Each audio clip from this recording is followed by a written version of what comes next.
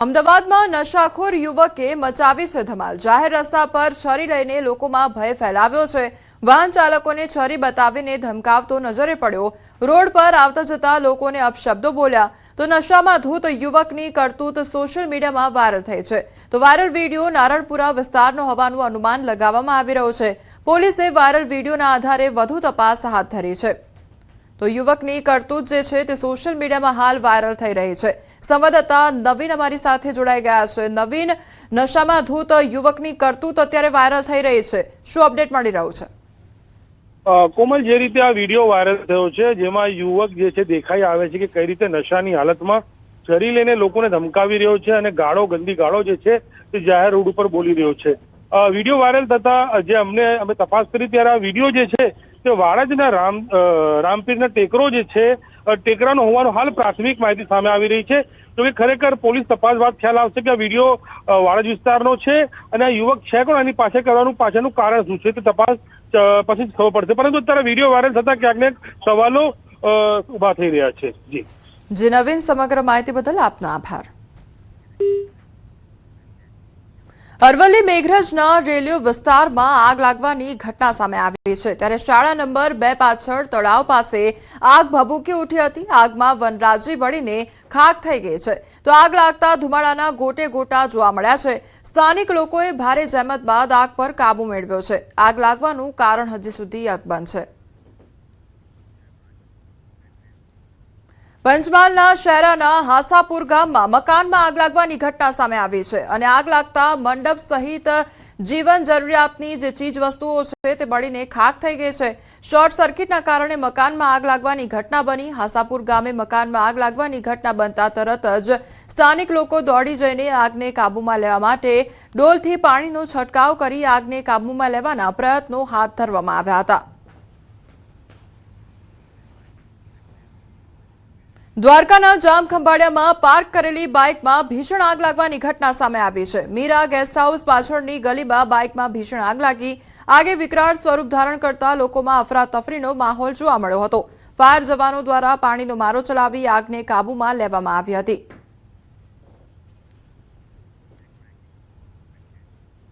અમદાવાદ ગ્રામ્યના ધંધુકામાં યુવકની હત્યાને લઈ હાલ અજંપા ભરી શાંતિ જોવા મળી રહી છે। પોલીસનો લોખંડી બંદોબસ્ત પણ ગોઠવી દેવામાં આવ્યો છે। તો અમદાવાદ ગ્રામ્ય પોલીસે આ કેસમાં સ્પેશિયલ એસઆઈટીની રચના કરી છે, જેમાં એક ડીવાયએસપી, 2 પીઆઈ અને પીએસઆઈ સ્તરના અધિકારીઓ તપાસ કરશે અને જેમાં એસઆઈટીએ દર અઠવાડિયે પ્રોગ્રેસ રિપોર્ટ જમા કરાવવાનો રહેશે।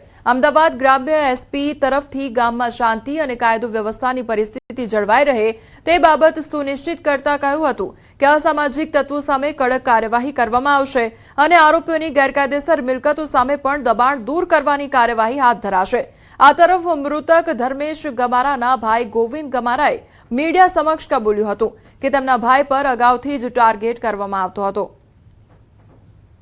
બાઇક લઈને બાજુમાંથી નીકળ્યો, એમાં કંઈ મગજમારી થયેલી છે મારા ભાઈ સાથે અને પછી એમાંથી કંઈ આ ભાઈ મારા ભાઈને છરી મારી દીધી જાંઘના ભાગમાં અને જે સારવાર દરમિયાન તેનું મૃત્યુ નીપજ્યું છે અને પોલીસ પરિવાર તરફથી એમને બહુ સારો સહકાર મળ્યો છે। એફઆઈઆર નોંધાઈ ગઈ છે અને બીજું કે જે કોઈ સંગઠનો કોઈથી અમારે કોઈ ભરમાવાનું થતું નથી કોઈથી અને બસ અને પોલીસનો બહુ સારો સહકાર છે અને અમને ન્યાય મળે, બસ એક અમારી જ માંગ છે। મારો ભાઈ અહીં ઘરે રહે અને પશુપાલનનો ધંધો કરતો હતો અને પશુપાલનથી ગુજરાન ચલાવતો હતો અને અવારનવાર અમારા સમાજની ઉપર ટાર્ગેટ કરે છે અને અમારા સમાજના યંગ છોકરાઓને જે ટાર્ગેટ બનાવે અને મૃત્યુ 4-5 વર્ષ થાય એક સમાજનો છોકરાને આવી રીતે લઈ લેવો એમને, બસ એમનો લક્ષ્ય તો થાવો।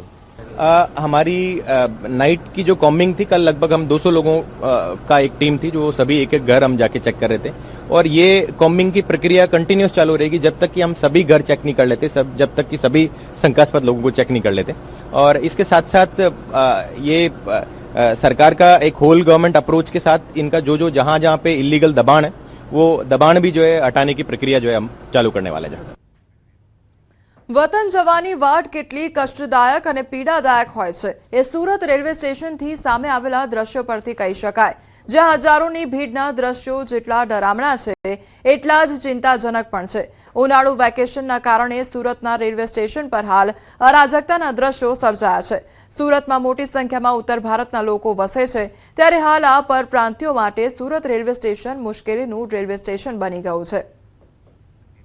મહત્વનું છે કે આજે રવિવાર છે એટલે હજારોની સંખ્યામાં લોકો સુરત રેલવે સ્ટેશન ખાતે પહોંચી ગયા છે. મોટી સંખ્યામાં પોલીસનો ખડકલો એ વાતની સાબિતી આપે છે કે સુરત રેલવે સ્ટેશન પર કોઈ સુવિધા નથી કરવામાં આવી. સુવિધાના અભાવે જ દયનીય દ્રશ્યો એક બાદ એક સામે આવ્યા છે. વતનની વાટ પકડવા માટે લોકો લાઠી ખાવા પણ તૈયાર છે. જુઓ, લોખંડની રેલિંગ જે જોખમી છે તે પાર કરતા મુસાફરો જોવા મળ્યા, જેમાં લોકો પર પોલીસે લાઠીચાર્જ કરવો પડ્યો. ભારે ભીડને પગલે પરિસ્થિતિ બેકાબુ બની ગઈ છે. મહિલાઓ, બાળકો અને વૃદ્ધો માટે આ પરિસ્થિતિ વધુ આકરી સાબિત થઈ છે. હવે જે દ્રશ્યો અમે આપને બતાવીશું તે જોઈ તમે પણ કહેશો કે આવું કરવાની ફરજ જ કેમ પડી, અને એનું કારણ છે સુરત રેલવે વિભાગની ઘોર બેદરકારી કે પછી જાણી જોઈને ઊભી કરવામાં આવેલી પરિસ્થિતિ. એક મહિલા લોખંડની રેલિંગ પાર કરવા માંગે છે કેમ કે તેનું બાળક રેલિંગની પેલે પાર છે. પોલીસ કર્મી દ્વારા આ મહિલાને સમજાવવામાં આવે છે, પણ મહિલા નથી માનતી અને રેલિંગ ક્રોસ કરે છે. તો રેલવે વિભાગની આ બેદરકારી પર ન્યૂઝ 18 ગુજરાતીને વાંધો છે અને કેટલાક સવાલ અમે અધિકારીને પૂછવા માંગીએ છીએ કે હર હંમેશની આ પરિસ્થિતિ પર એક્શન પ્લાન કેમ નથી હોતો, તેને લઈને સવાલ પૂછવામાં આવી રહ્યો છે. કેમ અધિકારીઓએ પરપ્રાંતીય લોકોનો વિચાર ન કર્યો? ભીડમાં કોઈ બનાવ બને તો જવાબદાર કોણ, તે સવાલ પણ ઉદ્ભવી રહ્યો છે. કેમ અગાઉથી જ વધારાની ટ્રેનોની સુવિધા નથી મૂકવામાં આવી, તેને લઈને પણ અનેક સવાલો ઉદ્ભવી રહ્યા છે. તો ન્યૂઝ 18 ગુજરાતી દ્વારા અનેક સવાલો પણ પૂછવામાં આવી રહ્યા છે. બેકાબુ ભીડની જે પરિસ્થિતિ જોવા મળી રહી છે, ત્યારે સુવ્યવસ્થાને લઈને પણ અનેક સવાલો ઉદ્ભવી રહ્યા છે. કોઈ પણ પ્રકારની વ્યવસ્થા શા માટે કરવામાં નથી આવી, તેને લઈને સવાલ થઈ રહ્યો છે. ખેડા જિલ્લા આરોગ્ય વિભાગના અધિકારીનો વિડીયો વાયરલ થયો છે. માતરના પાલા ગામના કોમોડિટી હેલ્થ ઓફિસરે આક્ષેપ કર્યા છે. જિલ્લા આરોગ્ય અધિકારી દ્વારા ખોટી રીતે બદલી કર્યાનો આક્ષેપ કરવામાં આવી રહ્યો છે. તાલુકા કક્ષાના અધિકારી કર્મચારીઓ પાસેથી ₹30 થી 50,000 લીધા હોવાના વિડીયોમાં આક્ષેપ થઈ રહ્યા છે. રૂપિયા લીધા હોવાના 18 વિડીયો હોવાનો ઉલ્લેખ કરવામાં આવી રહ્યો છે. જો કે રૂપિયા શા માટે લેવાયા કે આપ્યા તેની કોઈ પુષ્ટિ વિડીયોમાં કરવામાં આવી નથી. પરંતુ વિડીયોમાં તેજસ પટેલે કહ્યું કે હું તમામ વિડીયો જાહેર કરીશ. હવે જે વિડીયોની વાત કરી તે જાહેર થાય તો ખેડા જિલ્લાના આરોગ્ય વિભાગમાં મોટો ભૂકંપ આવવાની શક્યતા છે. પાલા આરોગ્ય કેન્દ્રમાંથી 2 મહિલા કર્મી અને હેલ્થ ઓફિસરની કરાઈ છે બદલી.